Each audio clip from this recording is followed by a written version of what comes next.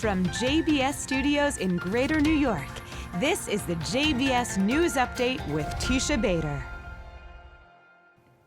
I'm Teisha Bader with the JBS News Update for Wednesday, May the 1st, 2019.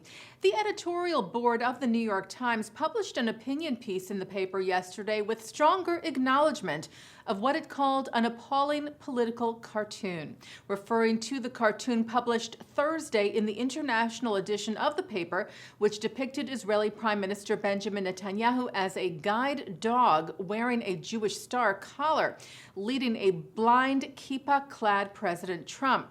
The board, it notes in the piece, represents its own opinions as well as those of the paper's editor and publisher and is separate from the newsroom and the op-ed section. In the opinion piece, the board writes that publication of the cartoon is evidence of a profound danger, not only of anti-Semitism, but of numbness to its creep. Acknowledging also that in the 1930s and the 1940s, the Times was largely silent as anti-Semitism rose up and bathed the world in blood. That failure still haunts this newspaper. The board says they are stalwart supporters of Israel and believe in good faith criticism, but they acknowledge that anti-Zionism can clearly serve as a cover for anti-Semitism, and some criticism of Israel, as the cartoon demonstrated, is couched openly in anti-Semitic terms. And by the way, earlier this week, after a second cartoon of Prime Minister Netanyahu was published in the international print edition on Saturday, a spokesperson for the paper stated that its international edition will suspend its publication of syndicated editorial cartoons, which those two cartoons were, and only now publish original works.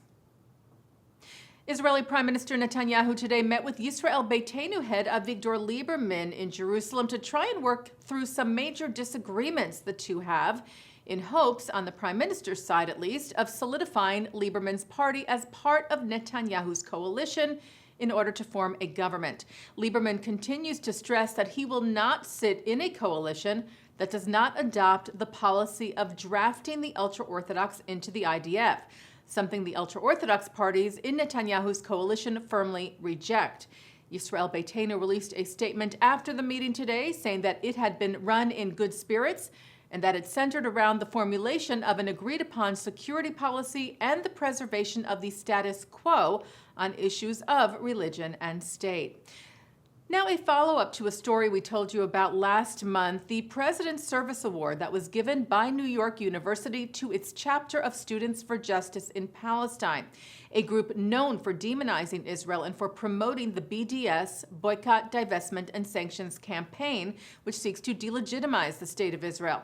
The award recognizes student organizations that have positively impacted the NYU community through significant contributions to either community service and civic engagement or student leadership and campus programming.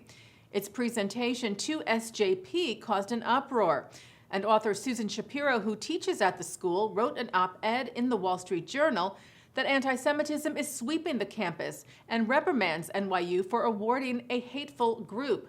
In response, this past Monday, NYU President Andrew Hamilton rejected that claim, saying that NYU has compiled a long, strong record of support for the Jewish community, a record that surely must count for more than a single student award. Hamilton did say, however, that if it was up to him, SJP would not have been given the award, not, he said, because of its politics or NYU's opposition to its pro-boycott, divestment, and sanctions positions, but because SJP's behavior has been divisive.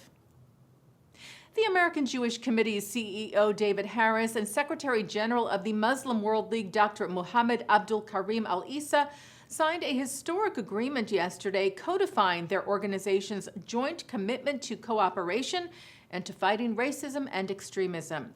It also includes the announcement that Al-Issa will join Harris at the 75th anniversary of the liberation of Auschwitz next January, making Al-Issa the most senior Islamic leader to visit the death camp. Al-Issa said, "I believe that by paying my respects to the victims of Auschwitz, I will encourage Muslims and non-Muslims to embrace mutual respect, understanding, and diversity." And on the grounds of the former death camp, survivors, their families, Jews and non-Jews from across the globe will make the silent march from Auschwitz to Birkenau tomorrow in Poland for the annual March of the Living, marking Yom HaShoah, Holocaust Remembrance Day, which begins this evening. Special ceremonies are being held around the world tonight and tomorrow. In Jerusalem, 6 Holocaust survivors lit 6 torches at Yad Vashem, Israel's memorial to the Holocaust, in memory of the 6 million Jews who were murdered during the Holocaust. Israel's President Reuven Rivlin and Prime Minister Netanyahu were in attendance. Tomorrow morning, a second ceremony at Yad Vashem will begin with a 2-minute-long siren, which will sound across the state of Israel, bringing its citizens to a standing halt of remembrance. We will have more for you on these events and the March of the Living in tomorrow's news update. And of course, we have special programming for Yom HaShoah tonight and tomorrow on JBS. Tonight at 7, it's a look at the meaning of the somber day with JBS President Mark Golub. At 8, we bring you a Yom HaShoah commemoration from the 5th Avenue Synagogue in New York City.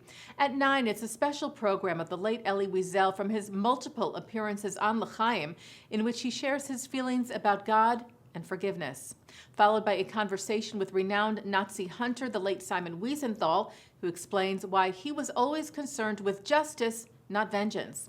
At 10, Israeli director David Fisher discusses his film 6,000,001 on New Jewish Cinema. And coming up right after this newscast tonight, Mark Golub speaks with Shimon Abitbol, who was in the Chabad synagogue in Poway, California during the murderous attack this past Shabbat.